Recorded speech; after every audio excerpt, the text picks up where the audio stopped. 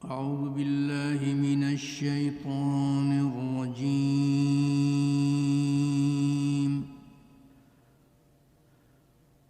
بسم الله الرحمن الرحيم. قل صدق الله.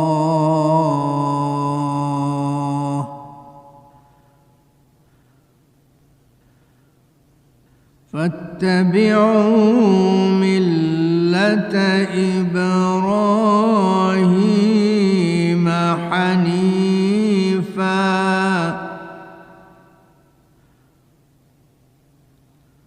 وما كان من المشركين.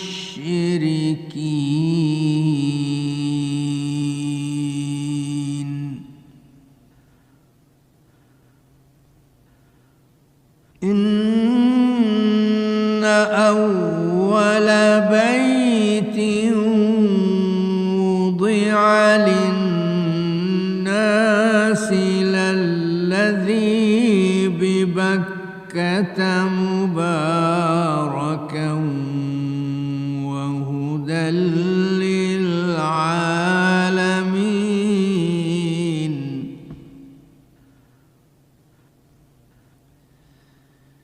فيه آيات بينات مقام إبراهيم.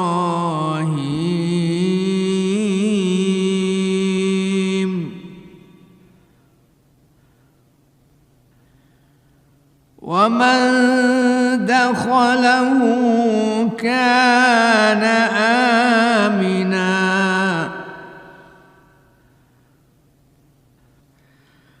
ولله على الناس حج البيت من استطاع إليه سبيلا.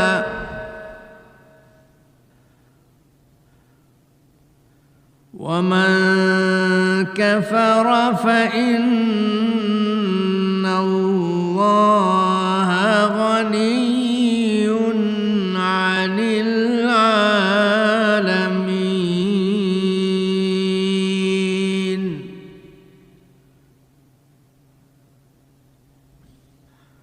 قل يا أهل الكتاب لم تكفرون بآيات الله والله شهيد على ما تعملون.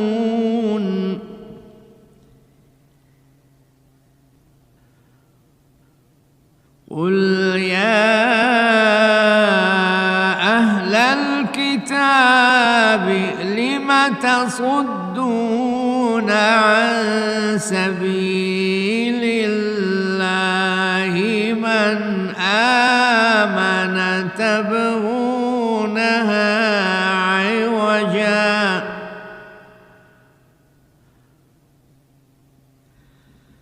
لم تصدون عن سبيل الله من آمن تبغونها عوجا وأنتم شهداء.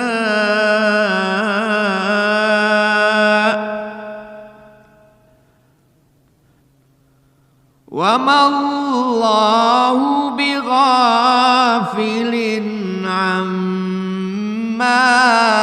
تعملون.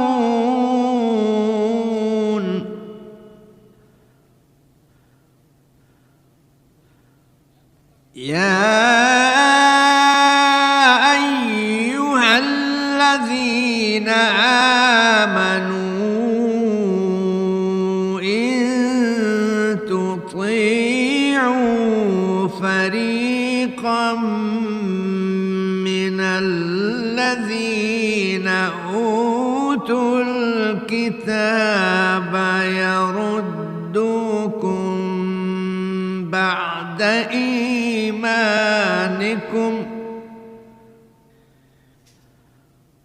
إن تطيعوا فريقا من الذين أوتوا الكتاب يردوكم بعد إيمانكم كافرين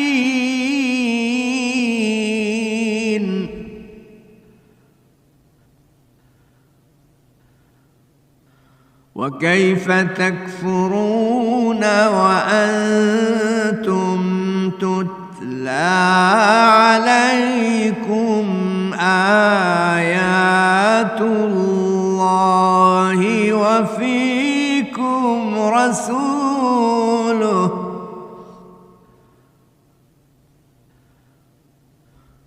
ومن يعتصم بالله فقد هدي إلى صراط مستقيم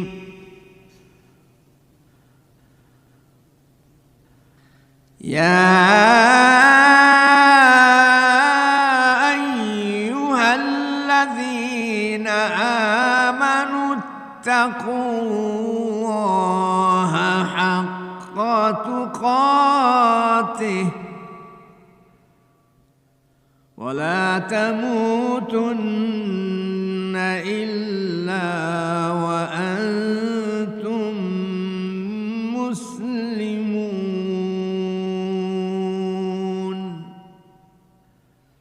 صدق اللہ العظیم۔ شروع اللہ کے نام سے جو بڑا مہربان نہایت رحم والا ہے۔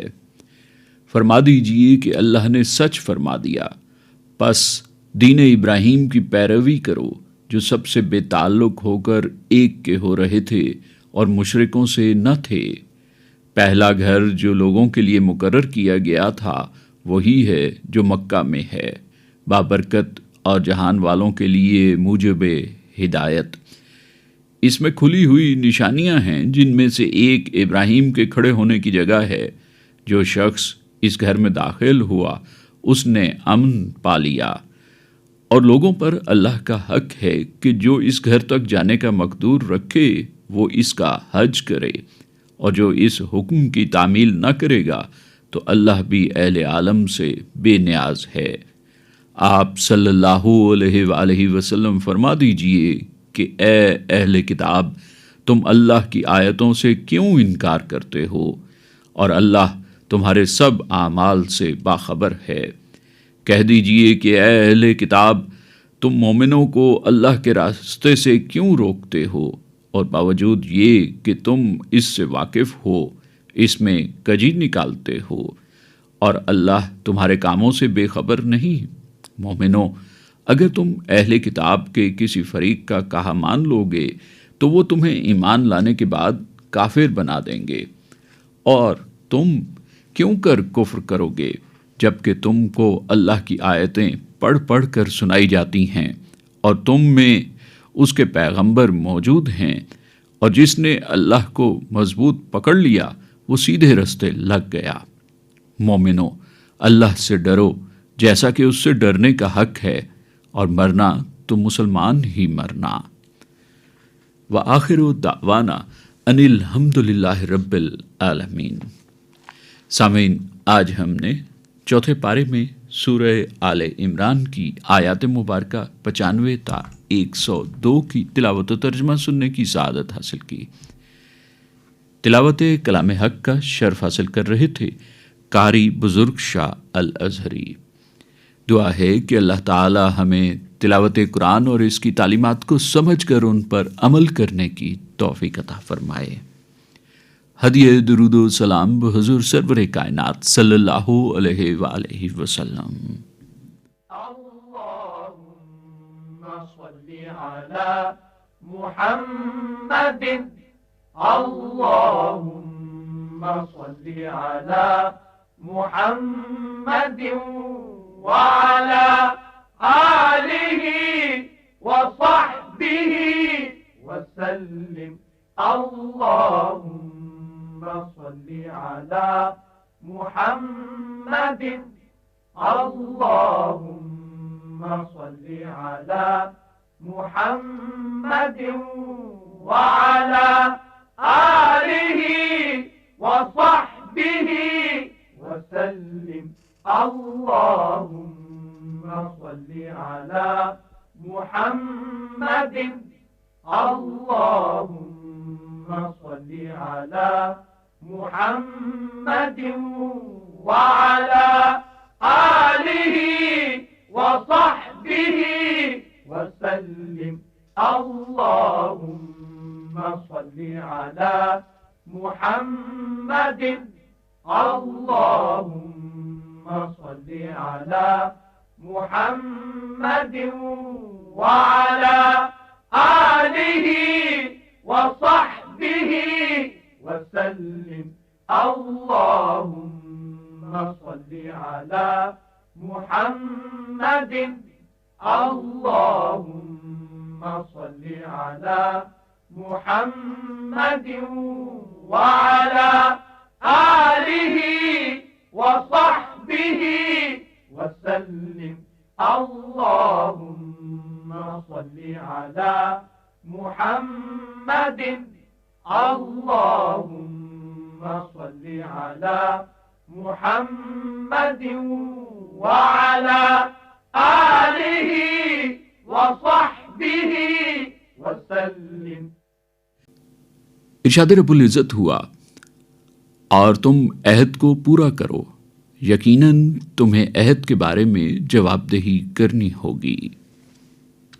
کوئی تو ہے جو نظام ہستی چلا رہا ہے، وہی خدا ہے. کوئی تو ہے جو نظام ہستی چلا رہا ہے، وہی خدا ہے. دکھائی بھی جو نہ دے نظر بھی جو آ رہا ہے، وہی خدا ہے. دکھائی بھی جو نہ دے نظر بھی جو آ رہا ہے، وہی خدا ہے. تلاش اس کو نہ کر بتوں میں، وہ ہے بدلتی ہوئی رتوں میں. تلاش اس کو نہ کر بتوں میں، وہ ہے بدلتی ہوئی رتوں میں. جو دن کو رات اور رات کو دن بنا رہا ہے، وہی خدا ہے. جو دن کو رات اور رات کو دن بنا رہا ہے، وہی خدا ہے.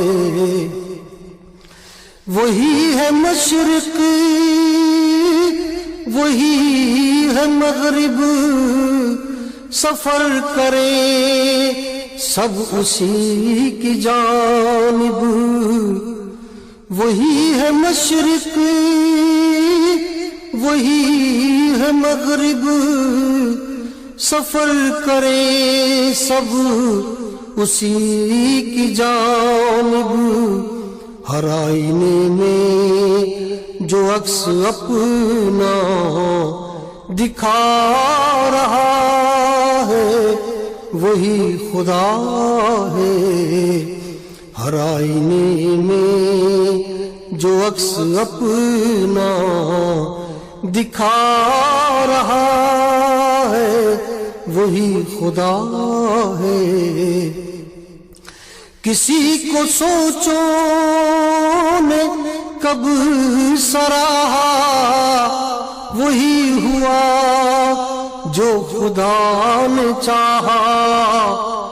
کسی کو سوچو نے کب سراہا وہی ہوا جو خدا نے چاہا۔ جو اختیار بشر پہ پہرے بٹھا رہا ہے وہی خدا ہے۔ جو اختیار بشر پہ پہرے بٹھا رہا ہے وہی خدا ہے۔ نظر بھی رکھے سماوتیں بھی وہ جان لیتا ہے نیتیں بھی۔ نظر بھی رکھے سماوتیں بھی وہ جان لیتا ہے نیتیں بھی۔ جو خانے لاشعور میں جگمگا رہا ہے وہی خدا ہے۔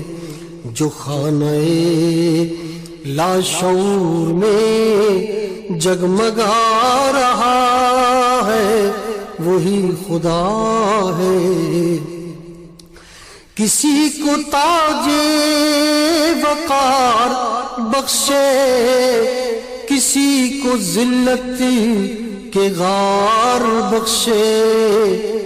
کسی کو تاج وقار بخشے کسی کو ذلت کے غار بخشے۔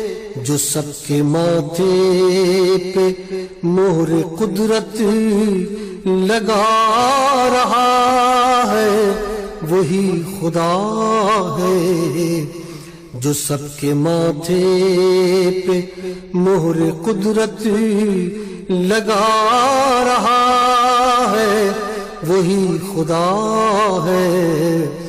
سفید اس کا سیاہ اس کا نفس نفس ہے گواہ اس کا۔ سفید اس کا سیاہ اس کا نفس نفس ہے گواہ اس کا۔ جو شعلہ جاں جلا رہا ہے بجھا رہا ہے وہی خدا ہے۔ جو شعلہ جاں جلا رہا ہے بجھا رہا ہے وہی خدا ہے۔ کوئی تو ہے جو نظام ہستی چلا رہا ہے وہی خدا ہے۔ دکھائی بھی جو نہ دے نظر بھی جو آ رہا ہے وہی خدا ہے۔ حمد باری تعالی سامعین ابھی ہم سننے کی سعادت حاصل کر رہے تھے۔ کلام و آواز مظفر وارسی کی تھی۔ درس حدیث، آئیے سامعین تقاریر کا سلسلہ سنتے ہیں۔ مقرر ہیں مفتی محمد شجاع الدین رتوی۔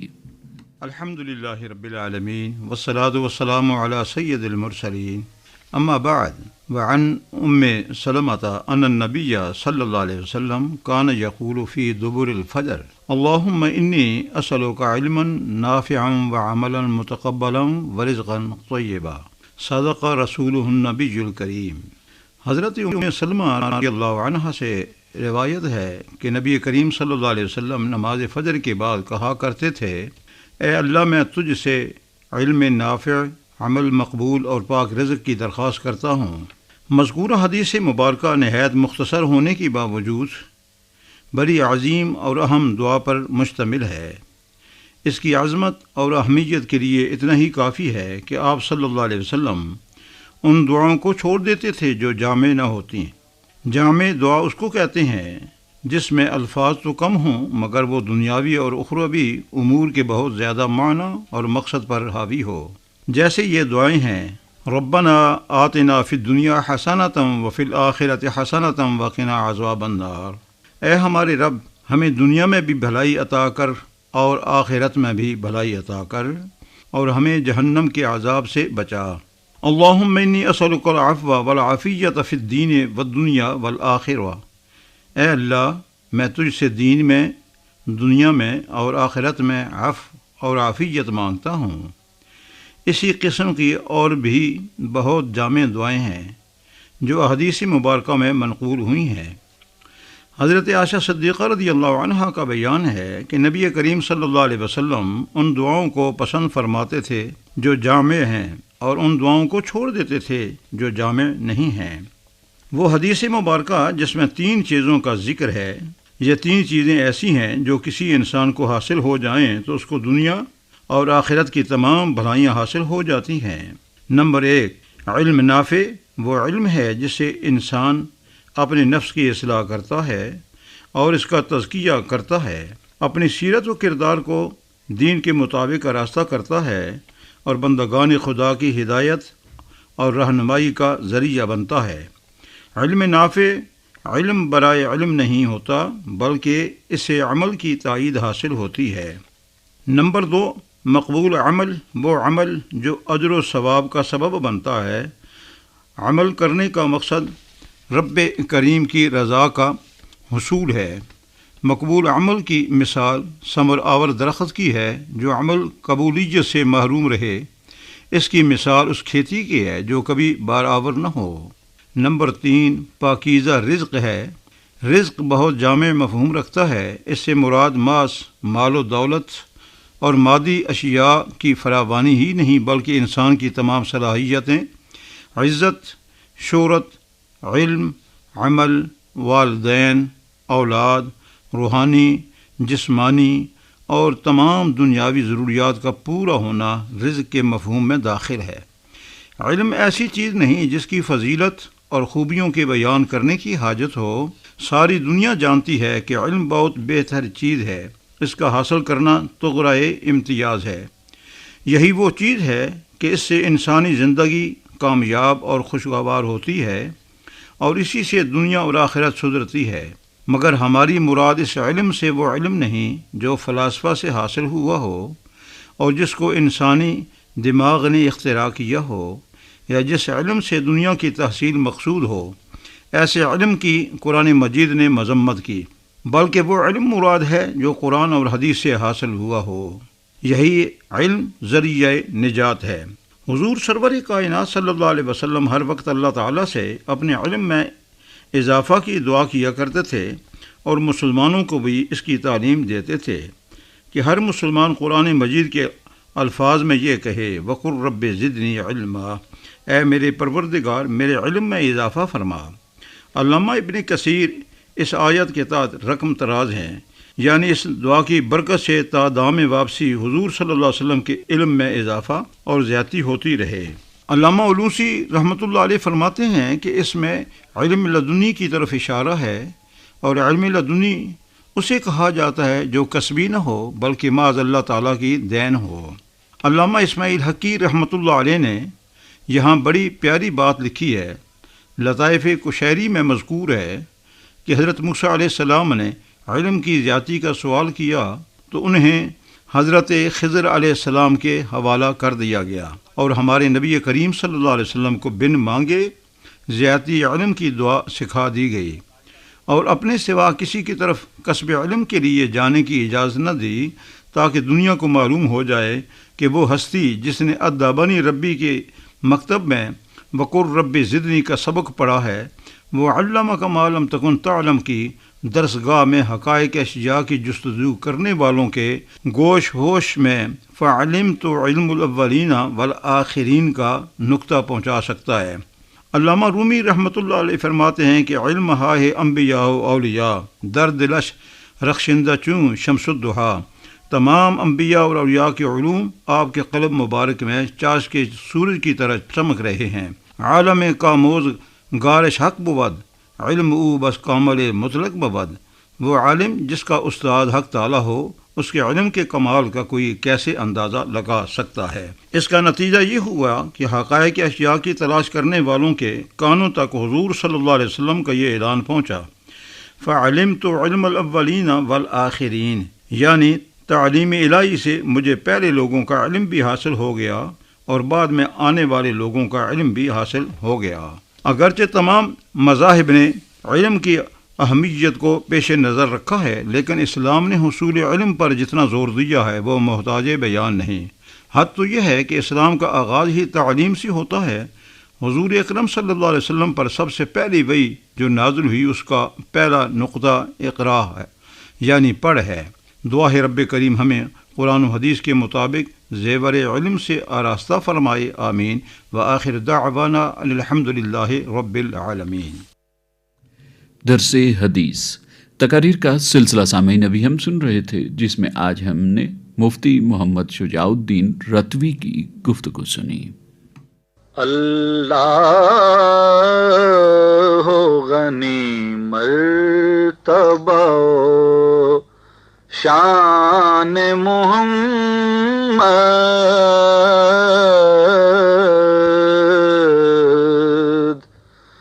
اللہ غنی مرتبہ شان محمد، ہیں ارض و سما تابع فرمان محمد،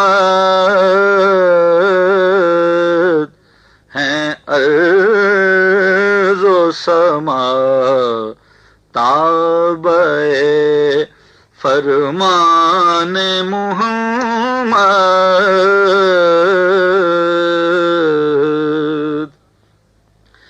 حیران ہے اس دل کی تجلی سے دو عالم، حیران ہے اس دل کی تجلی سے دو عالم، جس دل میں ہے عکس رخ تابان محمد، جس دل میں ہے عکس رخ تابان محمد،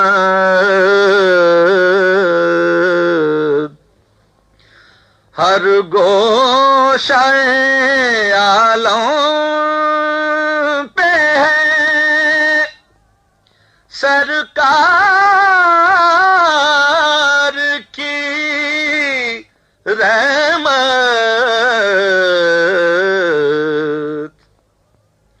ہر گوشہ عالم پہ ہے سرکار کی رحمت، ہر سو ہے رواں چشمہ فیضان محمد،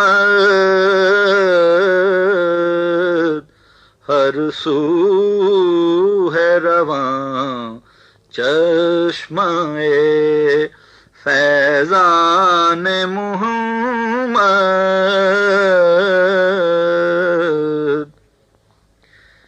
ملتی ہے اسی کو میں عرفان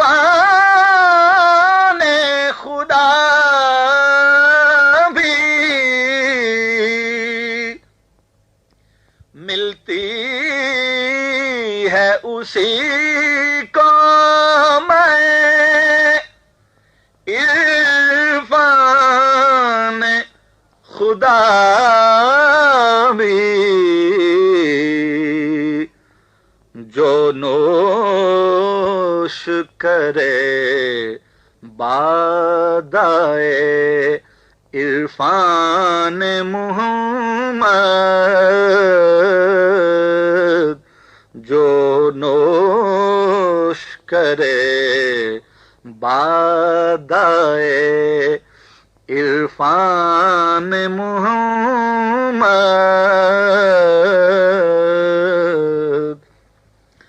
کرتی ہے وہاں تاب ابد رقص بہاریں، کرتی ہے وہاں تاب ابد رقص بہاریں، پڑتا ہے جہاں سایہ دامان محمد، پڑتا ہے جہاں سایہ دامان محمد،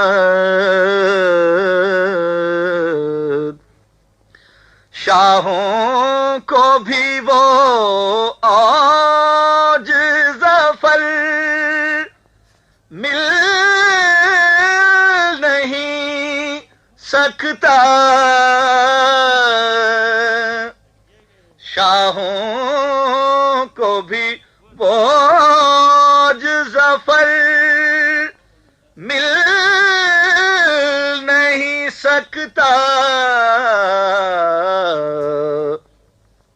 جس اوج کے مالک ہیں غلامان محمد، جس اوج کے مالک ہیں غلامان محمد، اللہ غنی مرتبہ و شان محمد۔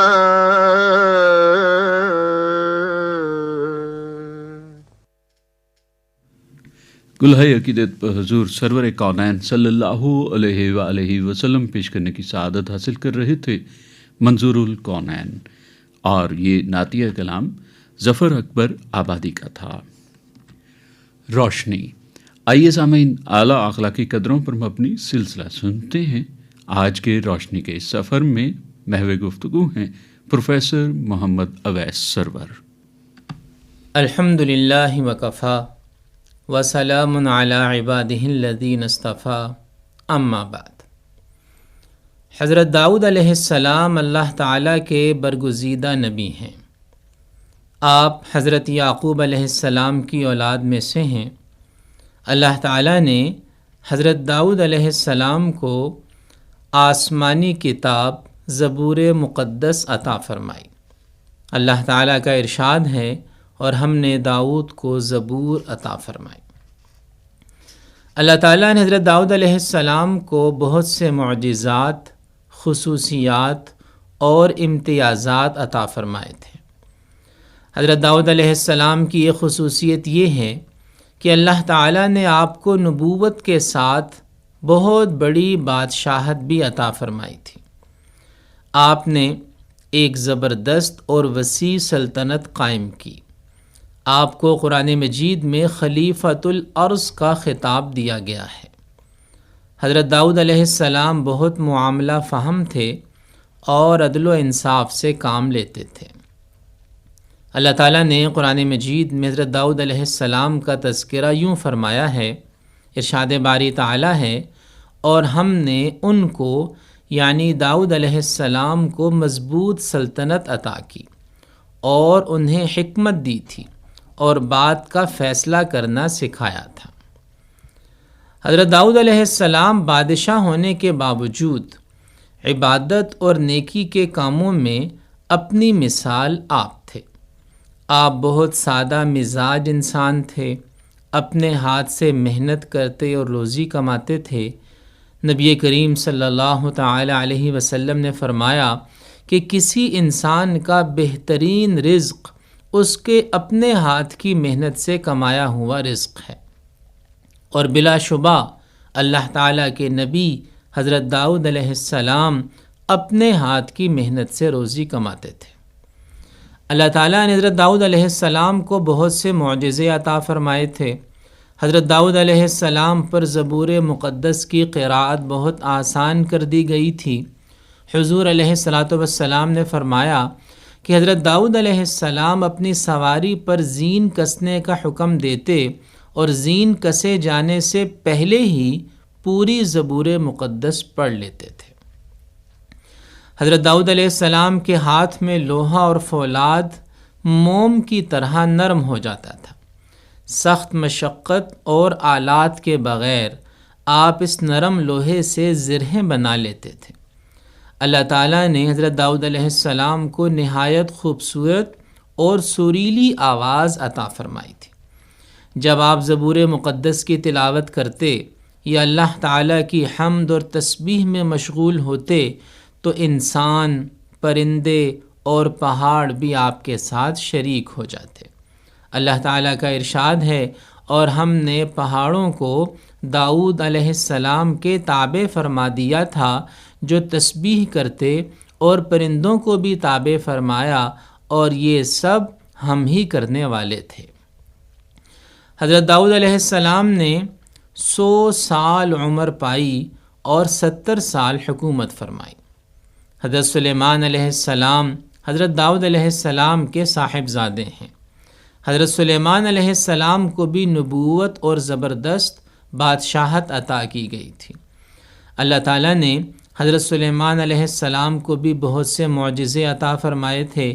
قرآن مجید میں ان دونوں انبیاء کرام علیہم السلام کا ذکر کئی جگہ آیا ہے۔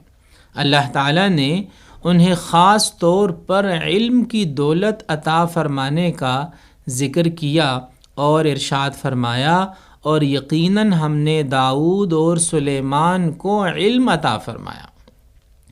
اور دونوں نے کہا کہ تمام تعریفیں اسی اللہ کے لیے ہیں جس نے ہمیں اپنے بہت سے مومن بندوں پر فضیلت عطا فرمائی۔ حضرت داؤد علیہ السلام کی زندگی سے ہمیں یہ سبق ملتا ہے کہ رزق حلال کمانے کے لیے کوئی جائز پیشہ اختیار کرنا انبیاء کرام علیہم السلام اور صالحین کا طریقہ ہے۔ محنت، صبر، انصاف اور اللہ تعالیٰ پر بھروسہ کر کے انسان دنیا اور آخرت کی کامیابیاں حاصل کر سکتا ہے۔ اللہ تعالیٰ ہمیں ان باتوں کو سمجھ کر ان پر عمل کرنے کی توفیق عطا فرمائے۔ وآخر دعوانا ان الحمدللہ رب العالمین۔ روشنی اعلیٰ اخلاقی قدروں پر مبنی سلسلہ سامعین ابھی ہم سن رہے تھے، جس میں آج ہم نے پروفیسر محمد اویس سرور کی گفتگو سنی۔ بخشا سکون حضور کے فیضان عام نے، دیکھا سحر کا نور زمانے کی شام نے، دیکھا سحر کا نور زمانے کی شام نے، پیرایا حیات ہے سرمایہ نجات، پیرایا حیات ہے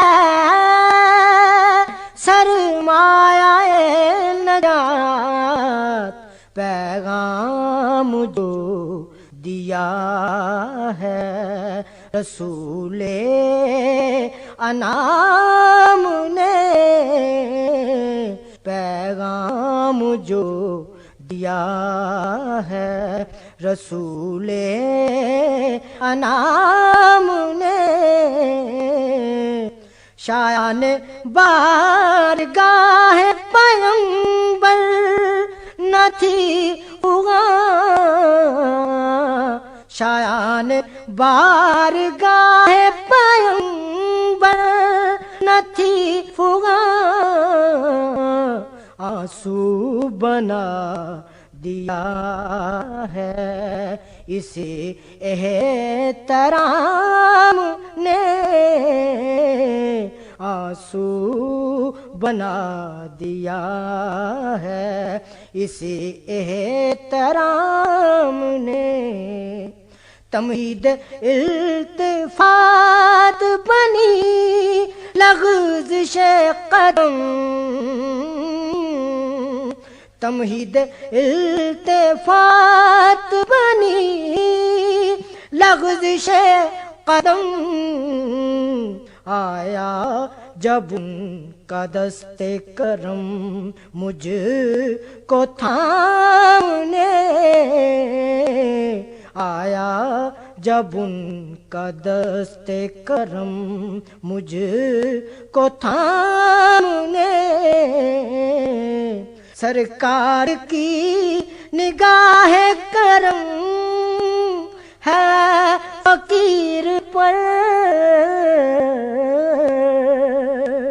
سرکار کی نگاہ کرم ہے فقیر پر، سرکار کی ثنا جو لکھی ہے غلام نے،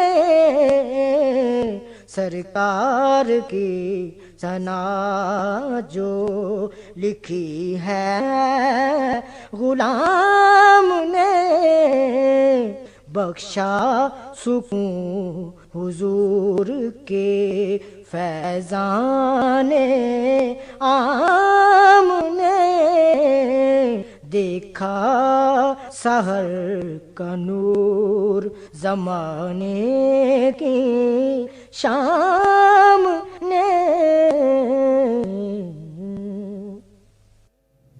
ہدیہ نعت و حضور سرور کائنات صلی اللہ علیہ وآلہ وسلم پیش کرنے کی سعادت حاصل کر رہے تھے اختر قریشی۔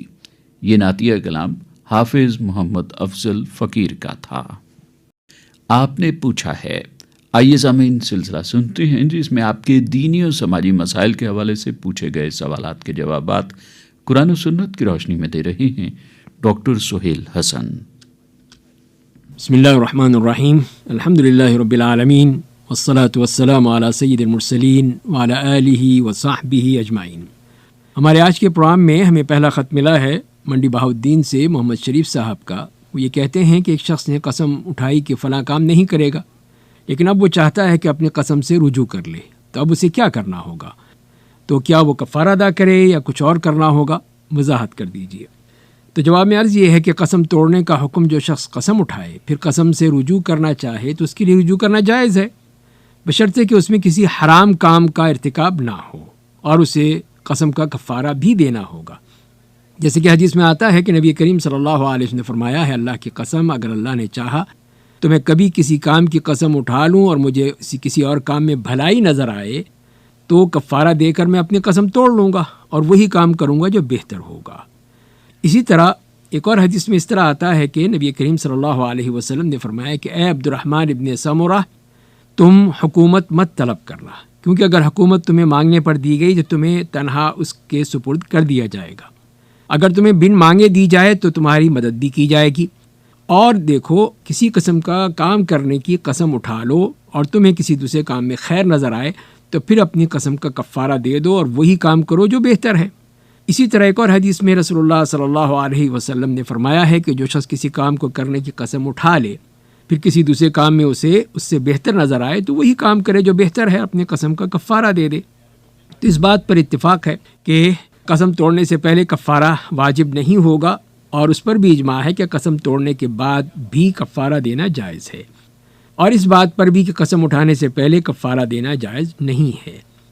لیکن قسم اٹھانے کے بعد اور قسم توڑنے سے پہلے کفارہ دینے کے بارے میں علماء کرام میں اختلاف ہے، اور جو اکثر علماء کا کہنا یہی ہے کہ مستحب یہی ہے کہ قسم توڑنے کے بعد کفارہ دے۔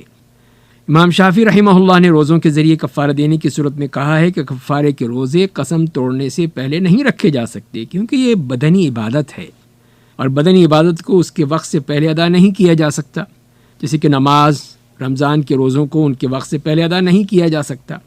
تاہم مالی کفارے کی صورت میں قسم توڑنے سے پہلے ادا کیا جا سکتا ہے، جیسے کہ زکوٰۃ وقت سے پہلے ادا کی جا سکتی ہے۔ اور دوسرے علماء نے جیسے کہ ابو حنیفہ رحمہ اللہ اور امام مالک کہتے ہیں کہ ہر حالت میں قسم توڑنے سے پہلے کفارہ دینا جائز ہی نہیں ہے۔ دوسری بات یہ ہے کہ اگر قسم توڑنے کی صورت میں گناہ کا ارتکاب ہو تو قسم توڑنا جائز نہیں ہے۔ اگر قسم توڑنے کی صورت میں گناہ کا ارتکاب ہو تو قسم نہیں توڑی جا سکتی، جیسے کوئی یہ شخص کہے کہ میں یہ کروں گا کہ جھوٹ بولوں گا، شراب پیوں گا اور کوئی غلط کام کروں گا، تو اسے توڑنا حرام ہے۔ جیسے کہ قاضی عیاض کہتے ہیں کہ نبی کریم صلی اللہ علیہ وسلم کا فرمان کہ میں کسی دوسرے کام میں بہتر دیکھوں، یعنی جس کام کے کرنے یا ترک کرنے کی قسم اٹھائی ہے جس میں دنیا آخرت کے اعتبار سے بہتری ہے، تو پھر اس کے کرنے میں کوئی گناہ نہیں ہے، وہاں قسم توڑی جا سکتی ہے۔ لیکن جو چیز جو ہے وہ ایسی ہو جو کہ گناہ کے ضمن میں آتی ہو تو اس کو پھر اٹھانا یا اس کو رجوع کرنا وہ جائز نہیں ہے۔ جیسے کہ کوئی نماز نہ پڑھنے کی قسم اٹھائے، زکوٰۃ نہ دینے کی قسم اٹھائے، قطع رحمی کرنے کی قسم اٹھائے، تو یہاں قسم توڑنا لازم ہے۔ ایسی ہی قسم سے متعلقہ کام کی نوعیت کے اعتبار سے قسم توڑنا مستحب، مکروہ یا مباح بھی ہو سکتا ہے۔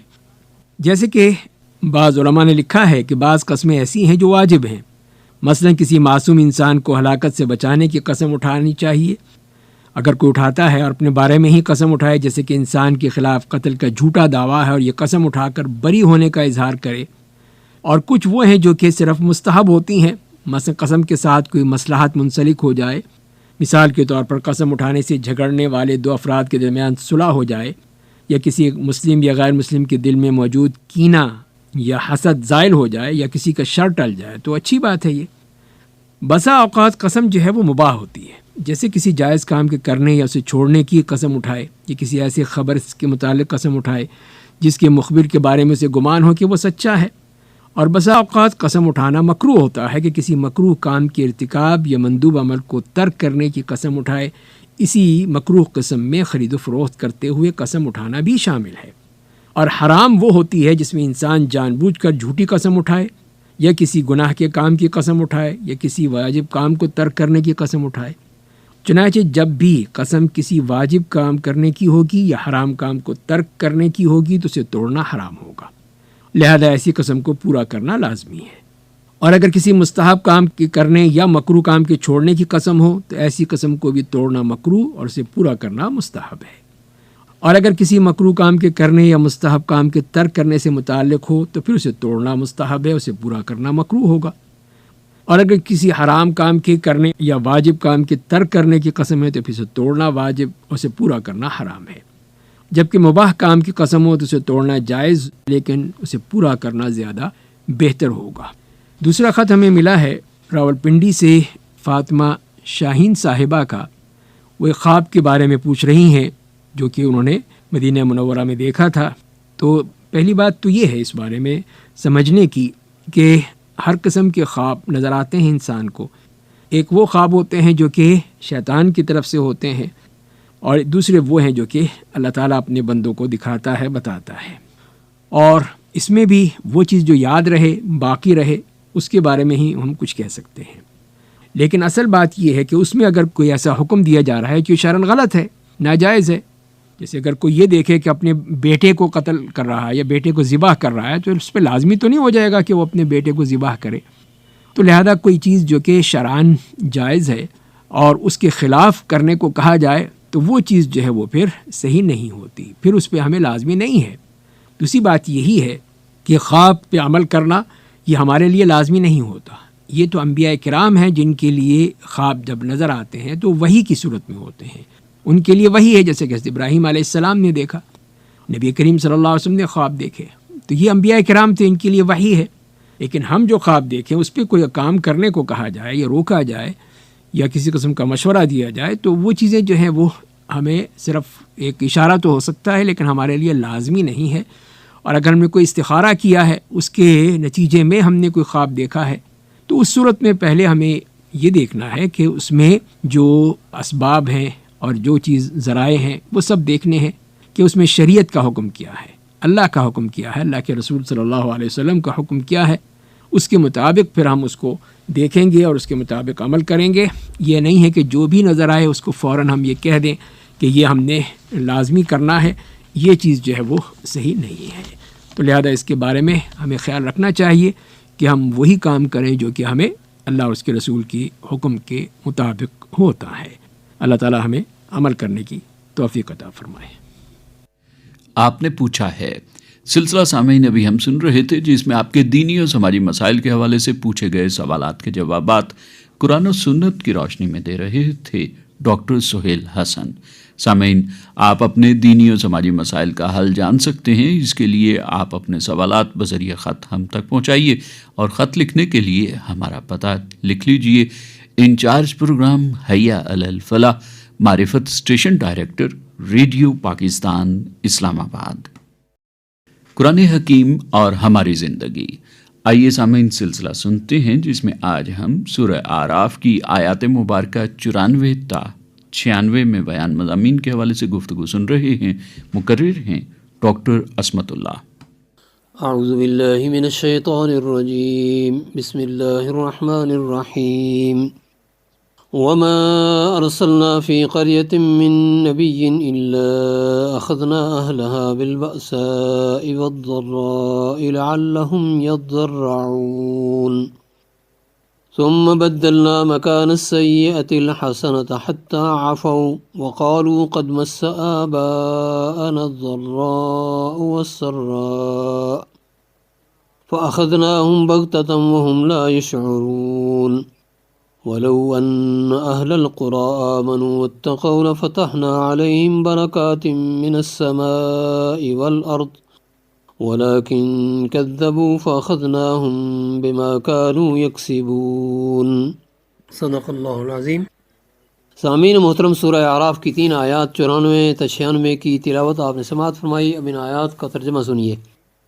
کبھی ایسا نہیں ہوا کہ ہم نے کسی بستی میں نبی بھیجا ہو اور اس بستی کے لوگوں کو پہلے تنگی اور سختی میں مبتلا نہ کیا ہو، اس خیال سے کہ شاید وہ عاجزی پر اتر آئیں۔ پھر ہم نے ان کی بدحالی کو خوشحالی سے بدل دیا، یہاں تک کہ وہ خوب پھلے پھولے اور کہنے لگے کہ ہمارے اسلاف پر بھی اچھے اور برے دن آتے ہی رہے ہیں۔ آخر کار ہم نے انہیں اچانک پکڑ لیا اور انہیں خبر تک نہ ہوئی۔ اگر بستیوں کے لوگ ایمان لاتے اور تقوی کی روش اختیار کرتے تو ہم ان پر آسمان اور زمین سے برکتوں کے دروازے کھول دیتے، مگر انہوں نے تو جھٹلایا، لہٰذا ہم نے اس بری کمائی کے حساب میں انہیں پکڑ لیا جو وہ سمیٹ رہے تھے۔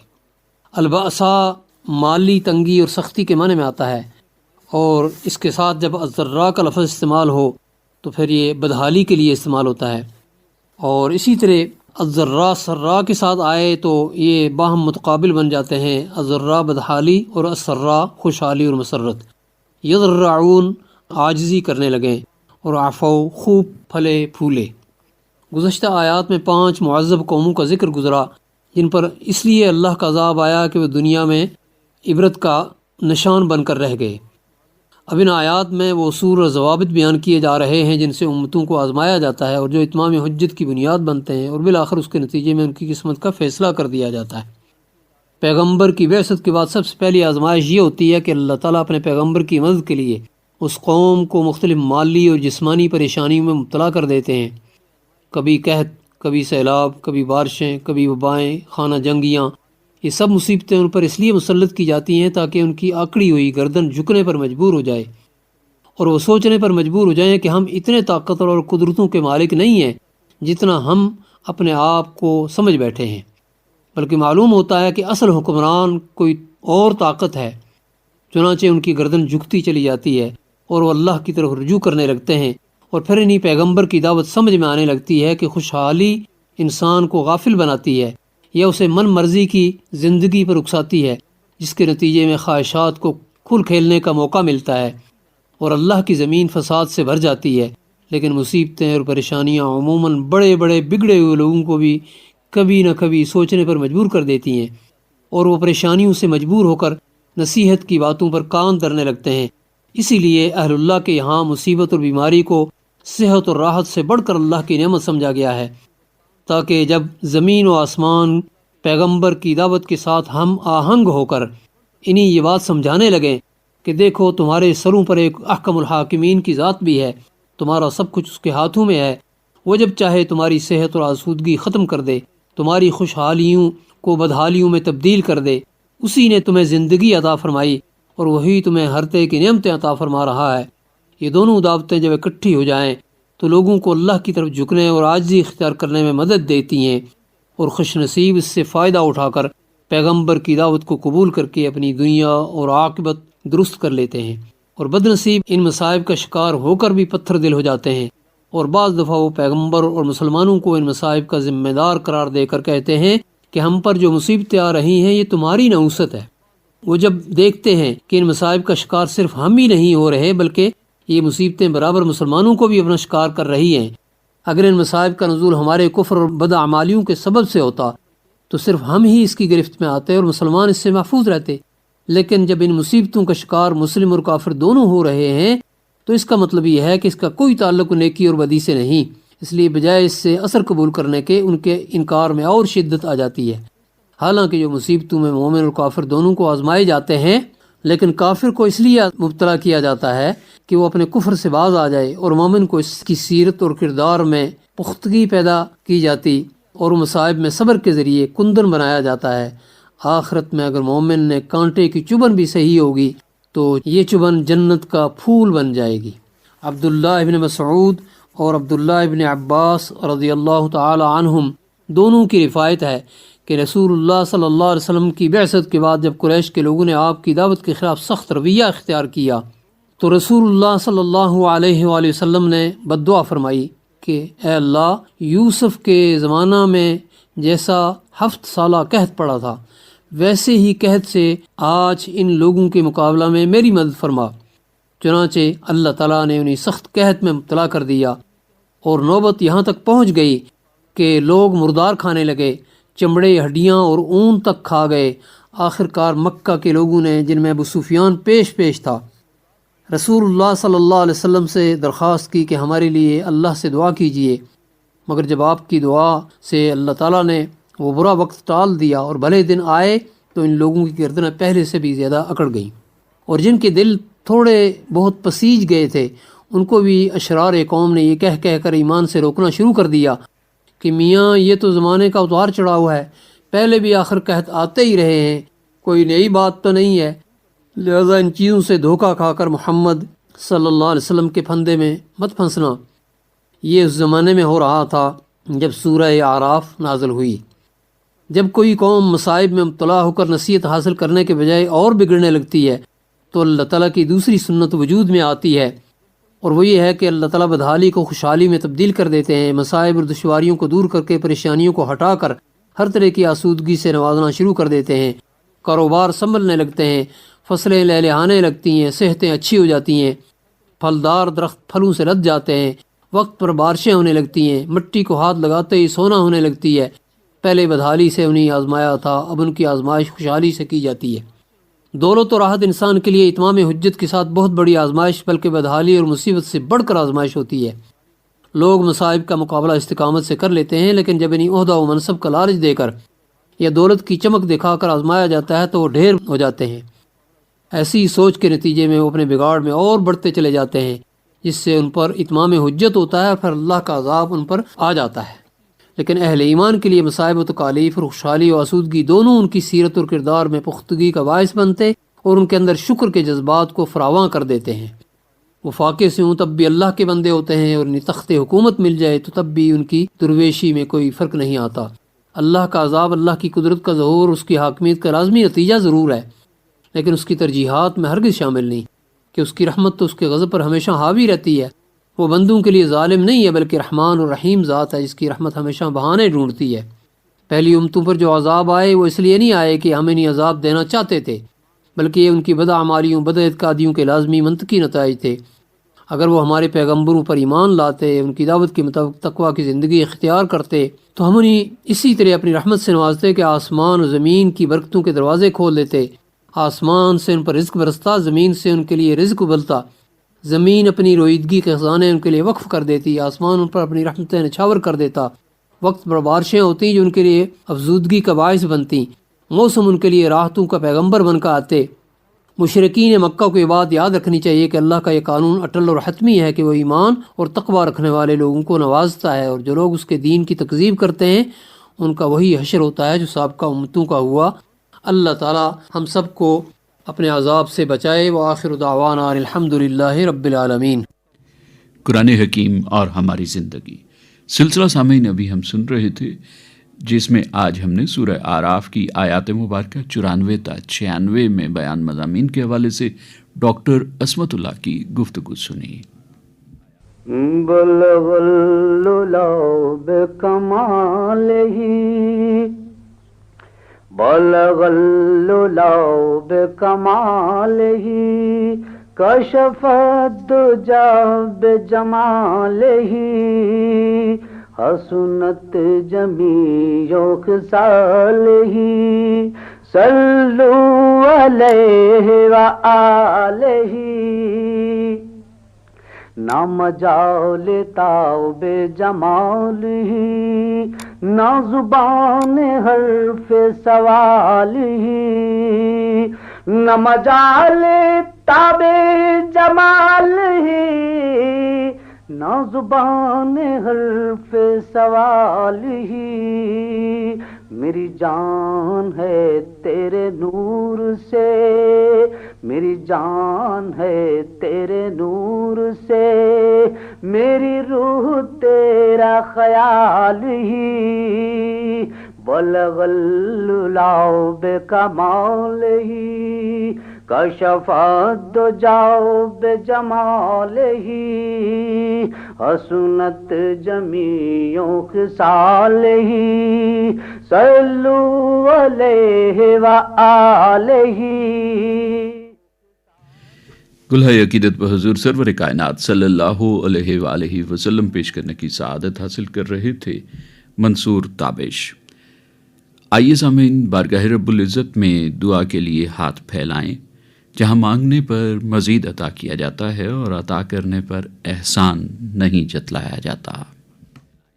بسم اللہ الرحمن الرحیم۔ اے اللہ ہمارے گناہوں کو معاف فرما، ہماری خطاؤں کو درگزر فرما، ہماری لغزشوں سے پردہ پوشی فرما۔ اے اللہ ہمیں اپنی رضا والی زندگی عطا فرما۔ اے اللہ ہمیں ایسے عمل کرنے کی توفیق عطا فرما جس سے تو خوش ہوتا ہے، ایسے عمل کرنے کی توفیق عطا فرما جن سے تیرا محبوب راضی ہوتا ہے۔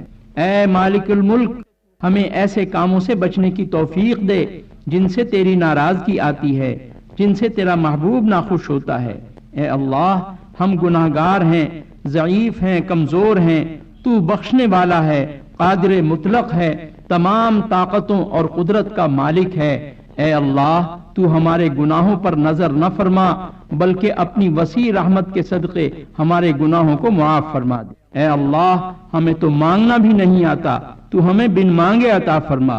اے اللہ جو مانگا ہے وہ بھی عطا فرما، جو نہیں مانگ سکے بن مانگے عطا فرما۔ اے اللہ ہماری ان دعاؤں کو اپنے حبیب حضرت محمد مصطفیٰ صلی اللہ علیہ وسلم کے صدقے سے قبول فرما۔ ربنا تقبل منا انک انت السمیع العلیم وتب علینا انک انت التواب الرحیم وصلی اللہ تعالی علی خیر خلقہ محمد وآلہ واصحابہ اجمعین۔